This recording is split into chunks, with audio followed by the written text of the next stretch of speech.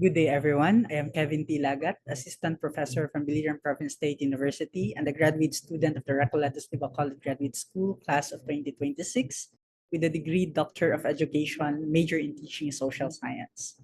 As a student of the program, I can confidently say that one of its best features is its carousel and blended learning setup, which provides flexibility for students like me who work and live far from Negros Occidental but still wish to pursue advanced studies aligned with our specialization.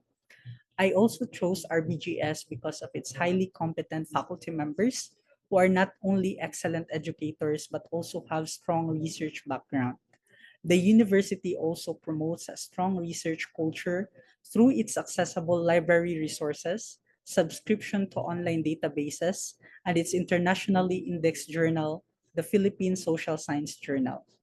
More importantly, UNOR, through its Christian core values of Caritas et Scientia, reminds us that graduate education is not only about personal achievement or academic excellence, but also about using what we have learned in the service of our communities. And so, I warmly invite my fellow social science educators to enroll in the EDD in Teaching Social Science program of the Recoletos de Bacolod Graduate School and join us in the pursuit of knowledge and meaningful service for our communities.